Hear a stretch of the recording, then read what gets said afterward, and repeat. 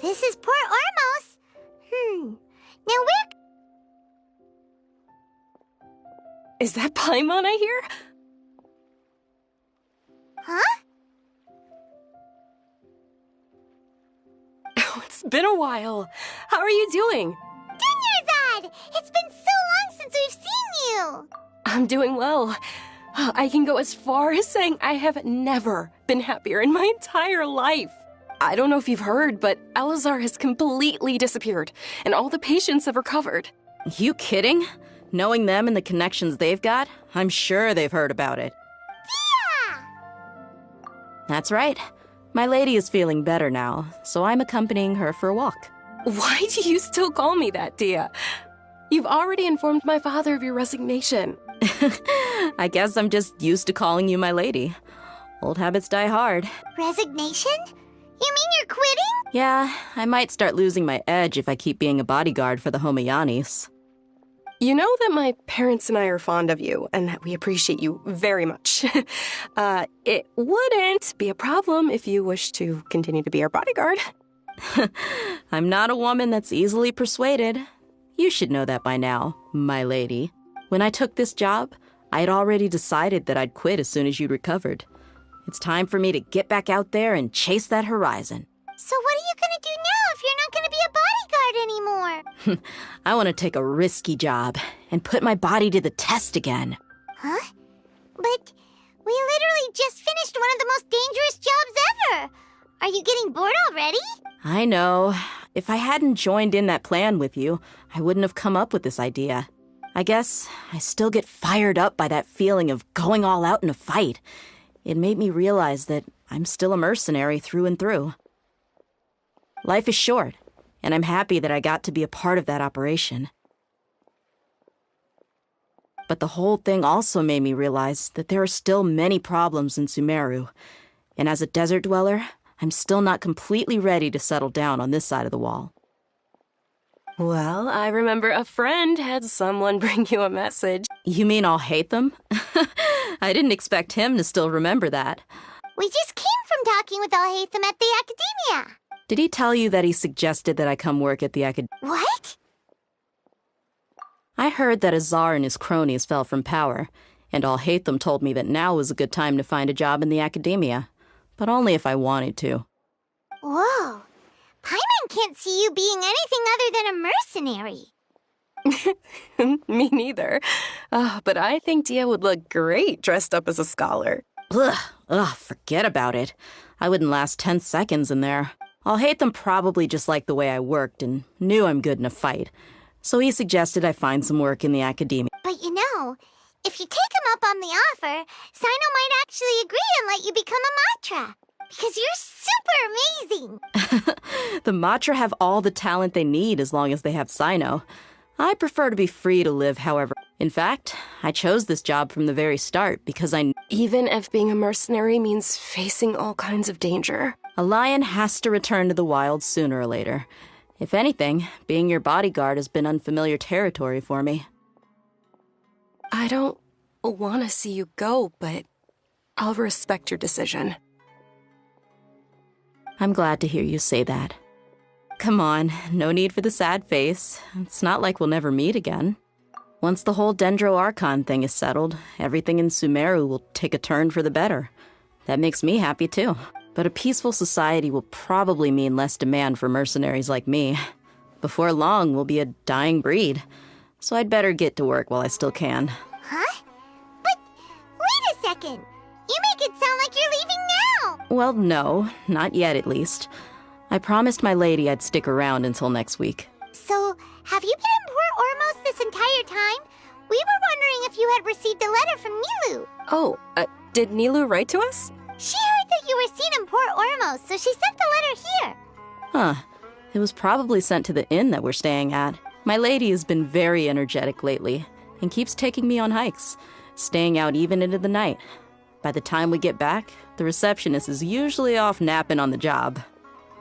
Right, and we tend to leave quite early in the morning, so the old man on duty is also usually dozing off. So what it really sounds like is that the person on duty is always asleep.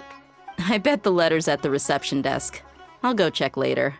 No wonder there wasn't a reply. You never received the letter. Good thing Nilu asked us to come and check on that. Sorry to make you two come all the way out here. It must be something important for Nilu to specifically write to us like that.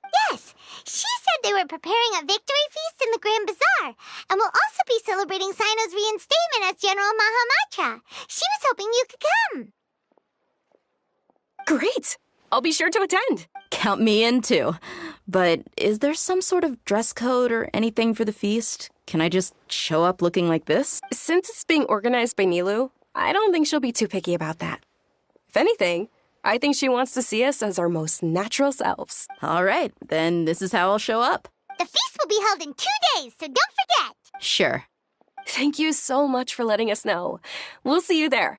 Oh, by the way, do you happen to know where Sino and Raman are? The General Mahamatra always comes and goes without a trace. Normally no one knows his whereabouts. Oh. But last time we met, he mentioned that he had something to do in Aru village. You can try your luck there. As for Raman, your guess is as good as mine. I only remember he said that he had something to discuss with Sino. You can ask Sino. Don't mention it. All right, on to our next stop.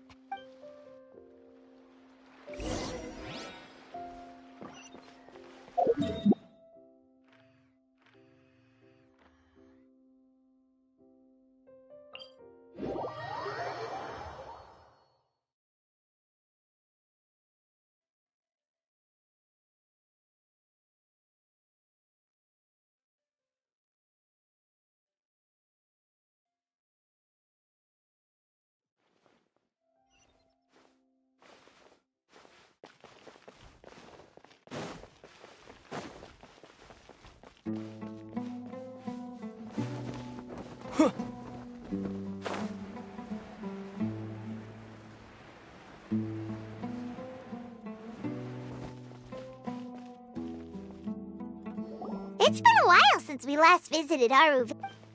Ah, there's Sino.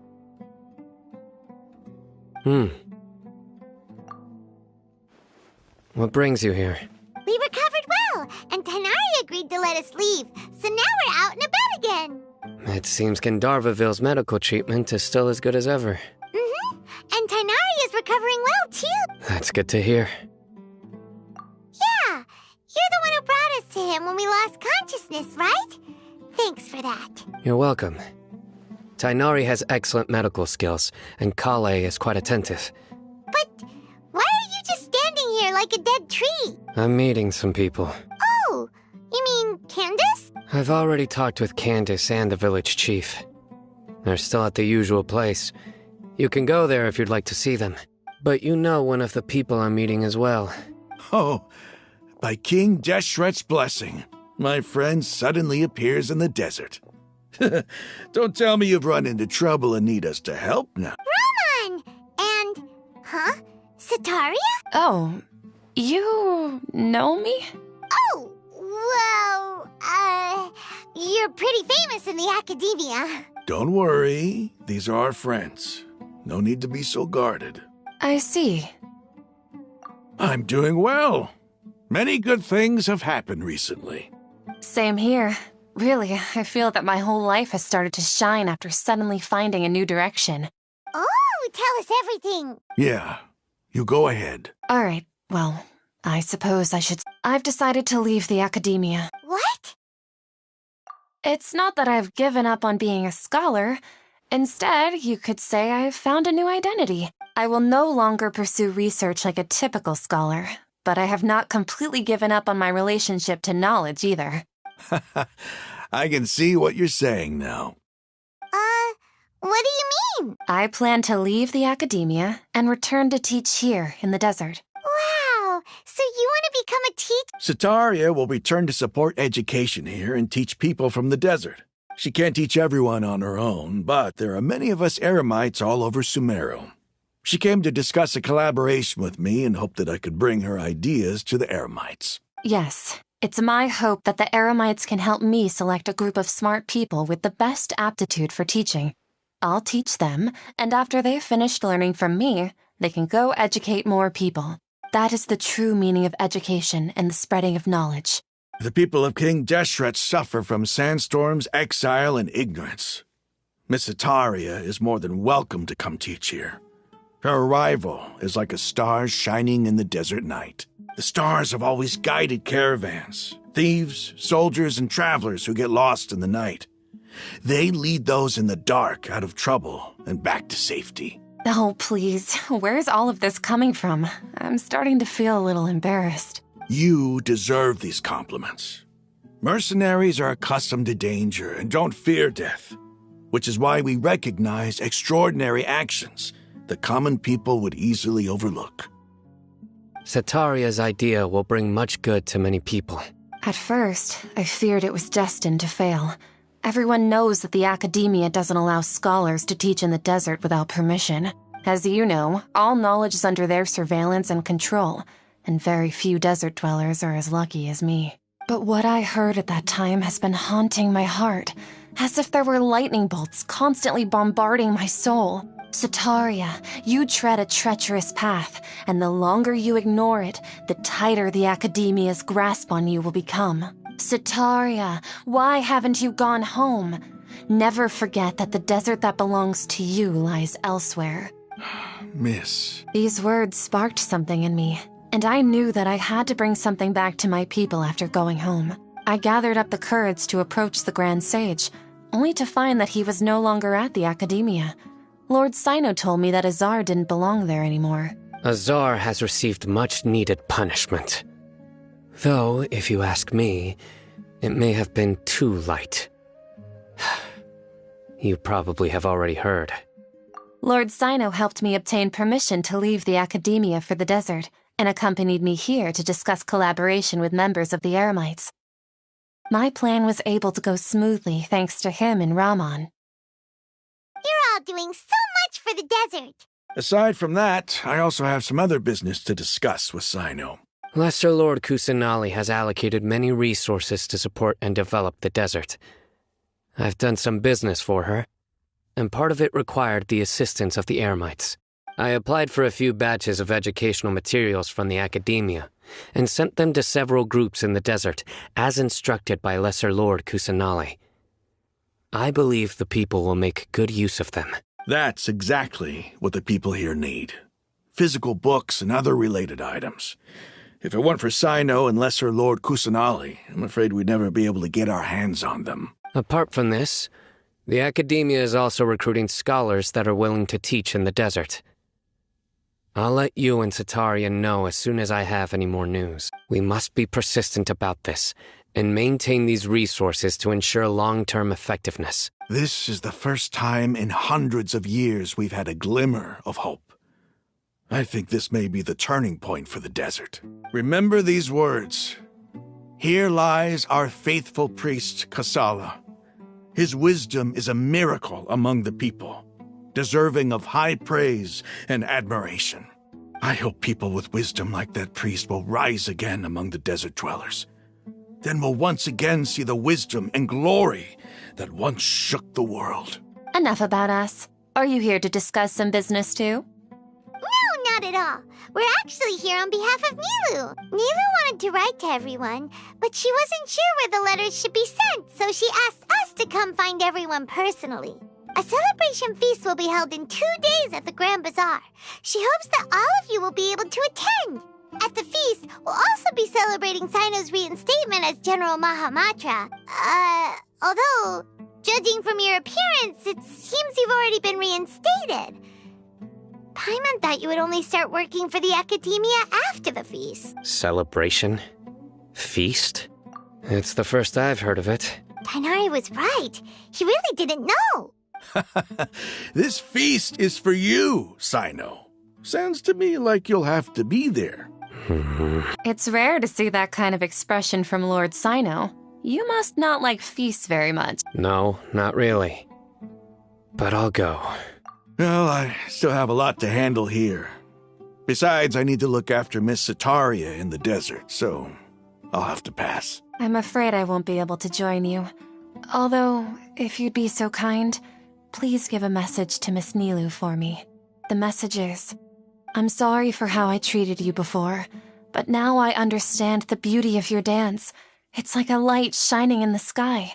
You and the art you symbolize are not only beautiful, but also lively and powerful, so much so that it was prohibited. Please keep dancing, and someday I'll be able to appreciate your art in person.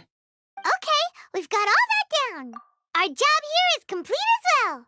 Oh, Sino, remember, party's in 2 days. Make sure you're there. Got it.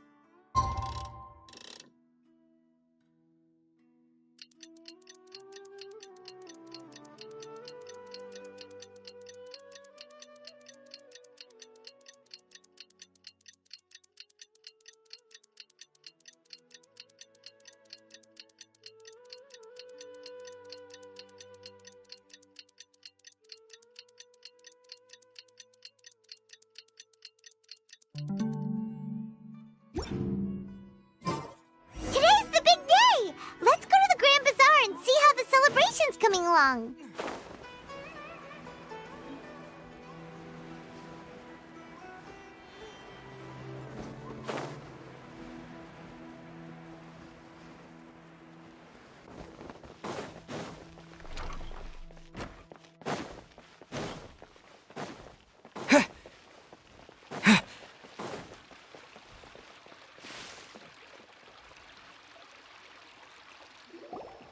Everybody's already here. Looks like we're the last ones to arrive. You're here.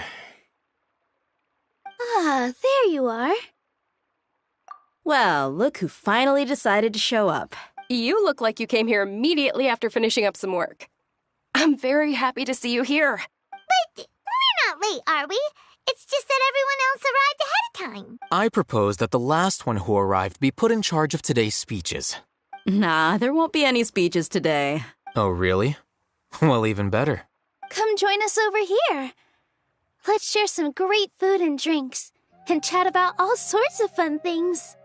Everything looks quite... Wow! Paimon can't wait! Traveler, just look at all the delicious food here!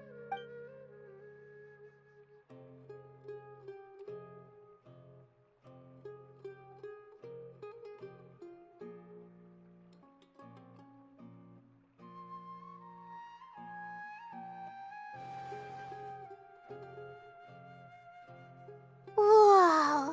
It's so delicious! Oh, this grilled meat tastes amazing!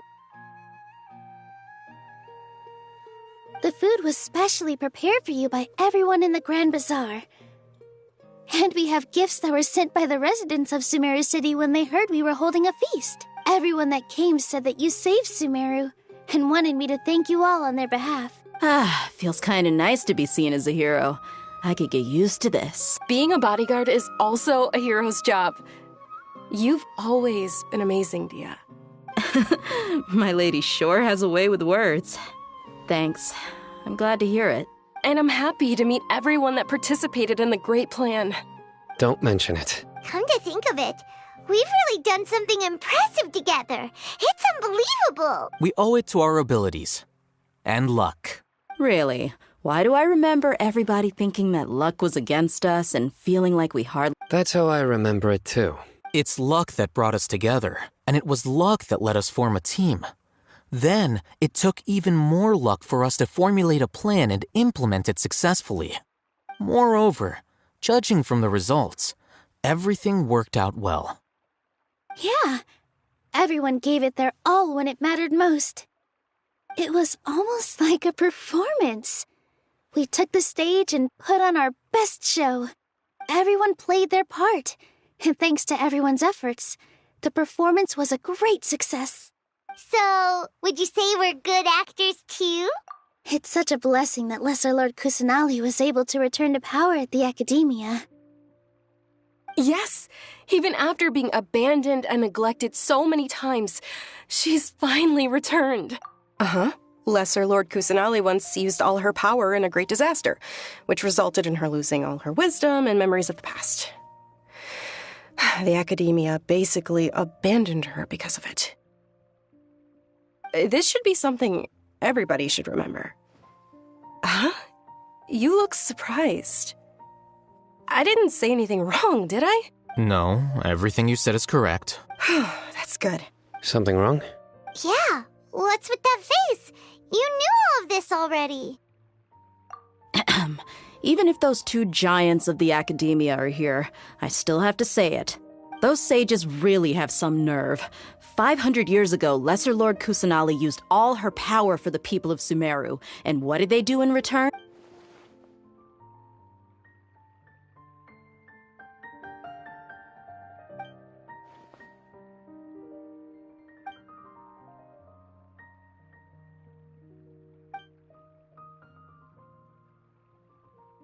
If you bite the hand that feeds you, don't act surprised when it turns into a knuckle sandwich, right, Sino? Perhaps I shouldn't say this, but their treatment of Lesser Lord Kusanali calls for a more severe punishment. You could simply tell Lesser Lord Kusanali that you wish to have Azar and his accomplices severely punished. I respect our deity's decision and won't interfere in any way. While we're on this topic, why didn't you accept the Academia's invitation to become the Grand Sage? Are you trying to say that I'm fit to be a sage? Not at all. But every person handling the selection process has said that you are the most suitable candidate to lead the Academia right now. Why? Because he dethroned Azar from power? Could you try to put it another way? This is a good thing, yet you're making it sound like I overthrew Azar for my own personal gain. But seriously, though, I always wondered if you had some personal motives behind it. I did have my own motive, but it had nothing to do with being a sage. If the rules of our nation were suddenly cast by the wayside, then it wouldn't be long until chaos ensued. I had no intention of letting their dreams disrupt my life. By that, you mean your life working as the Academia's scribe? Precisely. Wait, is that all? So, that's the only reason why you joined us and came up with all those plans? It's reason enough. You've certainly got quite the personality. You flatter me. All right then. How about you? You've already resumed work as the General Mahamatra, right? That's right. Will you be happy with that life? It's not about being happy. There are merely a lot of things that I must do. Even so, keep your spirits up and try to be happy, okay? And try to smile more every day, just like I'm doing now. Thank you. I'll keep that in mind.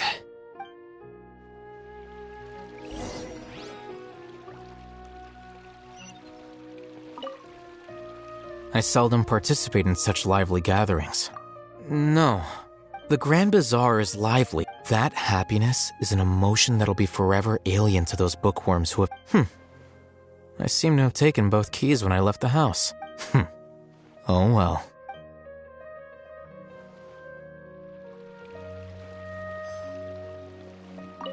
Ah, there you are, traveler. Well, how is it? That's good. It's the first time I've ever invited so many exceptional people to one place. You see, every guest here is quite extraordinary. Make sure you live it up tonight. I'll be happy. I'm honored to have her think of me this way. I can't explain why.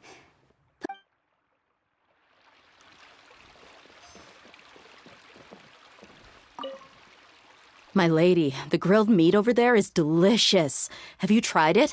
Yes, I also tried some fruit just now. What an amazing place to relax. You said it. Oh, look who else is here. Hello. Oh, I'm so happy Nilu invited everybody. Hey, less of that polite chit-chat and more eating and drinking.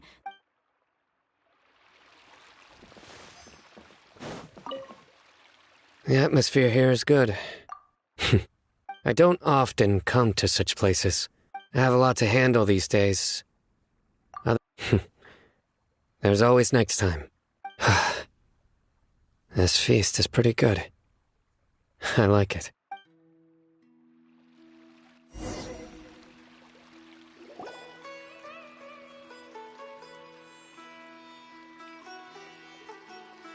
Hey, what's wrong? Your head is starting to droop.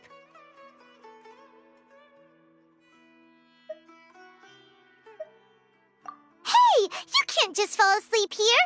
Paimon will go find something delicious for you to eat. You'll wake up once you've put something yummy in your tummy. Of course, just wait here for Paimon.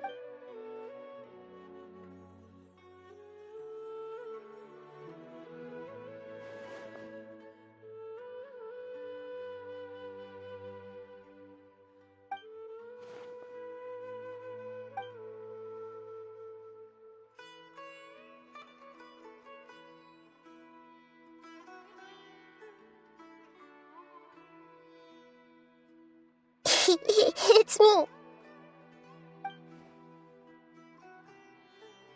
You may blame me for being a bit too self-indulgent. I was thinking about talking with you, and the next thing I knew, I had made a connection with you. The connection between us is amazing. It's like flora and the fence it grows upon.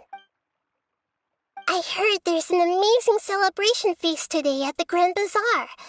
I wanted to have a look for myself, so I snuck in.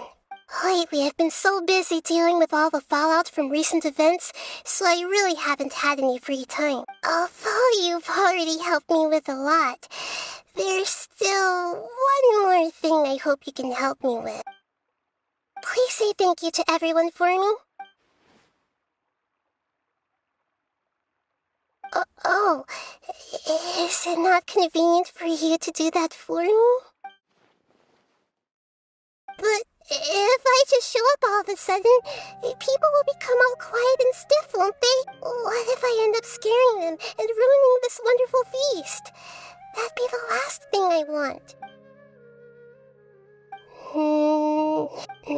Okay. Yes, I have.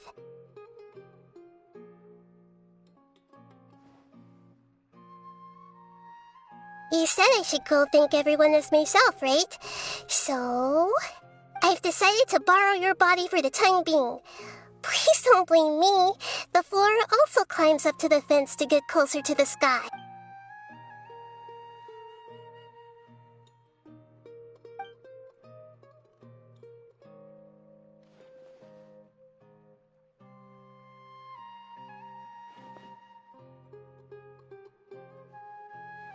Everyone! Are you awake now? Paimon was just about to bring you the food. It's me. Huh? That voice. Nahida? Hold up, what's going on? I didn't expect to have a conversation with the consciousness of Lesser Lord Kusanali in the Grand Bazaar. Interesting. Is this also a part of the feast? No, of course not. Are you Lesser Lord Kusanali? Oh, Nilu. You know who I am? Yes, I already know every one of you. Nilu, Alhaitham, Sino, Dia, Paimon, and Dunyarzad. Lesser Lord Kusanali? I took the liberty of occupying the traveler's body so that I could thank all of you in person. Thank you so much for rescuing me, even if that meant placing your own safety in peril and taking the risk of becoming enemies with the academia, the sages, the doctor, the balladeer, and even the entirety of Sumeru. Without you, without any of you, I would have been in a much more difficult situation. Had you not helped me to resolve the crisis, not only I, but Sumeru and even the entirety of Tevat would have suffered great misfortune. People refer to you as the heroes who managed to rescue a god. I'm quite fond of this name. It not only explains your identities, but also bears witness to your relationship with me. Please, allow me to present to you my most sincere gratitude. Lesser Lord Kusanali, you have done so much for Sumeru, and I didn't even have a chance to do anything for you. Dunyarzad, the suffering you endured during your illness is also proof of you being with me and praying for me. You don't need to be so ceremonious. It's always been my duty to protect you. This is how the relationship between the Academia and Dendro Archon should be. We just did what was necessary and set things back on the right path. You're an Archon, but you act so humble. You really don't need to be so polite with us. I'm honored to have been able to take part in this plan. I hoped you liked the dance I dedicated to you. Thank you, all of you. Thank you so much.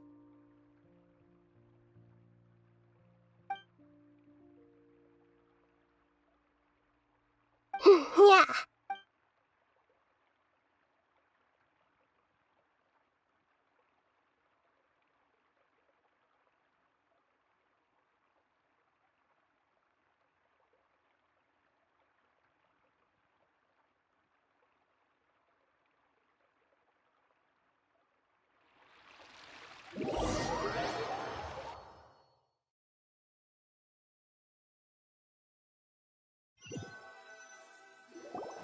Are you awake? Did you rest well? After Nahida left, you ate a lot of food. You've become a glutton.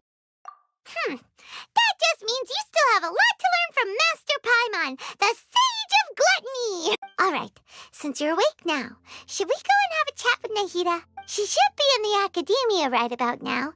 If you have any questions, now's your chance to ask.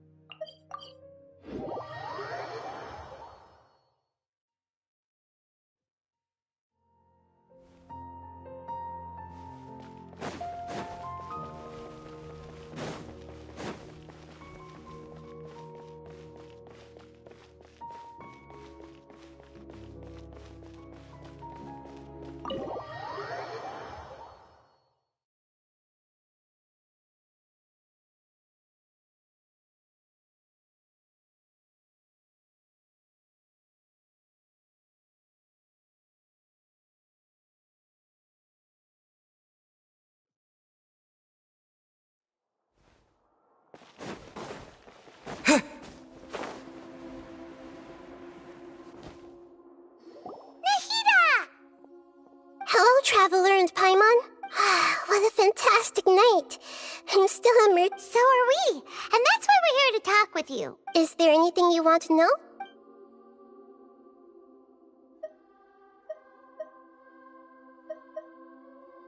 After recent events, the Akasha can no longer function as it used to. I've given it some thought, and have decided to shut it down permanently. But this is definitely not a bad thing. Even from the beginning, I've been planning to shut it. The Akasha's centralized administration of knowledge has always restrained people's curiosity and curtailed the number of paths available to them. I don't think this is good for Sumeru. Although people may initially feel a little uncomfortable with the loss of the Akasha, They will soon understand that this life is more suitable for them. And as for the future of Sumeru, in preparing to regain control of the academia, the former sages have received their punishment, but the new sages have yet to be selected. I will oversee the process personally. I hope that the new 6th grade sages will be more focused on academics. Sumeru needs such leaders more than ever. The other big issue is the people of King Deshret. All the residents of the desert, in fact. They have been mistreated for far too long. I've already taken some measures to address this. It will take some time to rebuild everything, but no matter if it's culture, friendship, or trust, we will rebuild it. You mean, what happened after the doctor put you to sleep? You guessed correctly. The top-ranked Fatui Harbingers, up to number 3, possess power comparable to that of gods. I was no match for him in that kind of situation. However, in spite of the bad situation, I still managed to make a fair deal with the doctor. I'm sure you remember the entity that changed your fate, the Heavenly Principles. In fact, the Heavenly Principles has been quiet since the Conria disaster 500 years ago. I used this point as leverage against the doctor. I told him that the Heavenly Principles may be awakened if I destroy the Gnosis. Although it's just a bluff, he still fell for it. I assumed that the Heavenly Principles wouldn't just stand by and let such extensive damage to its laws take place. And as for what I exchanged for the Gnosis, the exchange served as both punishment for the doctor, as well as a boon of new knowledge that I couldn't refuse as the God of Wisdom. He's still in a coma. I've hidden him like how one would hide a feather. I know you have many misgivings about him, but as someone who had become a god, he has retained a number of very useful features. Don't worry, I'll keep an eye on him and make sure he doesn't do it. In addition, there are still some mysteries left in him. Some things may be very clear from my perspective, but he is still yet to understand them himself. His future will be determined by fate. Is that where you're headed next? Fontaine, the Nation of Justice? As far as I know, that nation operates in a judicial system. Does their archon personally judge people? No, there's a Chief Justice in Fontaine. Generally speaking, the Hydra Archon, Focalor, won't preside over individual trials. However, even then, Focalor will still make herself present at just about every trial. It seems that she just likes to immerse herself in that sort of atmosphere. As Archon, she still reserves the right to influence the final verdict. Anyway, let's just say she's got, a very unique personality. Are you sure? Isn't there something else you haven't asked about yet? Huh? You mean... About your sister. While you were resting at Gandharvaville, I took some time to perform an Irminsul search for information on your sister. Yeah! Isn't Irminsul a repository for all the information and memories of Tevat? So there shouldn't be anything on him or his sister. This is true in your case. Irminsul indeed does not have any information on you. However, there must be something different about your sister. Because, as it turns out, the world has recorded information on her after all. What? There is only one possible explanation. She belongs to this world.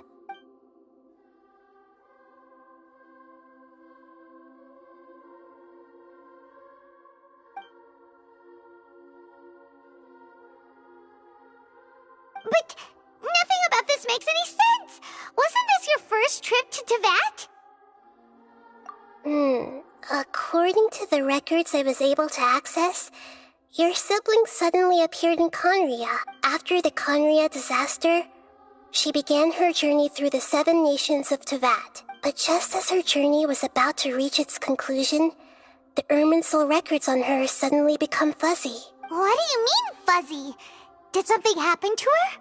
All I know for sure is that somebody, for reasons only they can know, is deliberately obfuscating her fate. And whoever it is, if they can do that, who knows what else they're capable of. But even that wouldn't explain how she somehow comes from this world. Something else I noticed was that according to these records, the Fatui have not classified your sibling as one of the Descenders. What's a Descender? Paimon's never heard of it. Look, I'm sure you must be curious about the information I received from the Fatui in return for my gnosis, right? A very important part of the intel was about this world's Descenders. External beings, ones that don't belong to this world. Traveler, you are Tevat's fourth Descender. Huh? So the Fatui count 3 other Descenders before the Traveler, and his sister isn't even one of them? That's right. My current hypothesis is that the first Descender was likely what we now call the Heavenly Principles. As for the other Descenders, I still need to verify their existence. It could take me some time. Paimon's head's about to burst from all this crazy new information. And yet, even knowing all this, I'm sure you must still have a lot of unanswered questions. I must say, I truly regret that I can't help you more as the God of Wisdom. There are many questions in my heart as well. I will need some time to go through each one of them. And soon, you'll also begin your journey anew and depart from Sumeru. I'm very interested in your future. It's a journey that can't be observed or recorded by this world. If fate is the ultimate knowledge, then your future will be the ultimate fate. Paimon's sure glad we got to meet. The pleasure is all mine. I can't thank you enough. Alright, that's enough talk for today. If you ever miss me, just close your eyes, and maybe I'll appear in your dreams.